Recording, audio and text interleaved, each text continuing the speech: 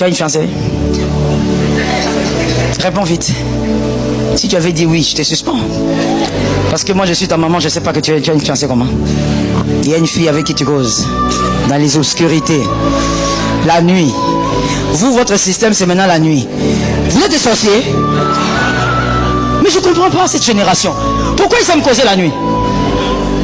Non, expliquez-moi un peu. Pourquoi vous n'aimez pas la journée? Vous n'êtes pas les fils de lumière.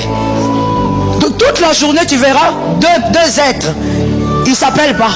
Ils attendent seulement comme des vampires. Si tu es là, sois délivré. Et puis cette nuit, tu vas lui dire, maman, je l'ai dit, ne m'appelle pas, c'est ce texte.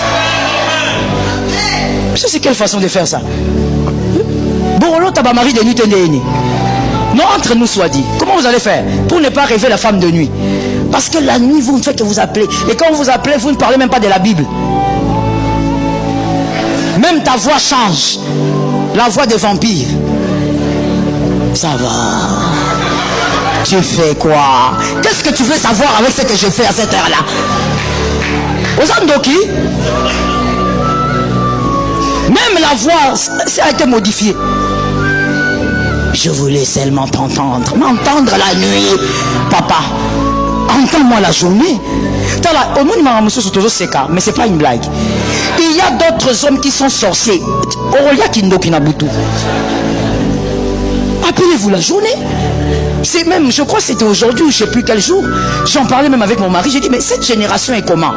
Pourquoi vous n'arrivez pas à vivre dans une relation saine et correcte? Pourquoi il faut qu'il y ait la saleté?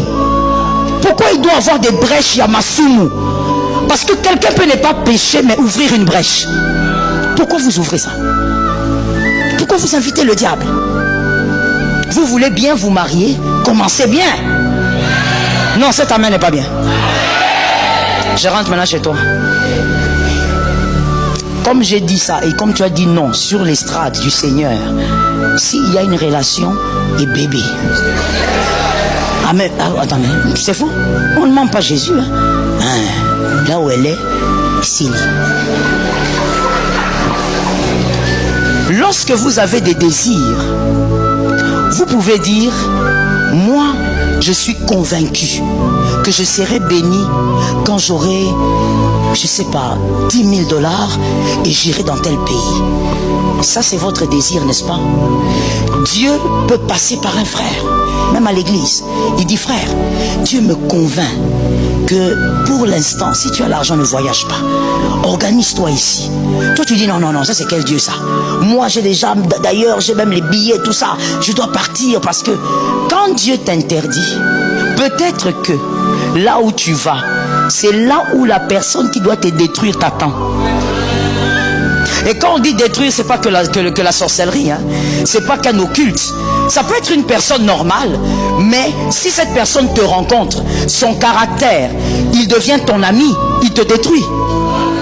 Dieu refuse que tu partes là-bas. Toi tu dis, mais pourquoi?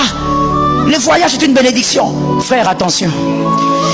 Tout voyage n'est pas bénédiction. Je parle ou je laisse. S'il faut que je parle, tu me donnes un amen. Tout voyage n'est pas bénédiction. Tout mariage n'est pas bénédiction.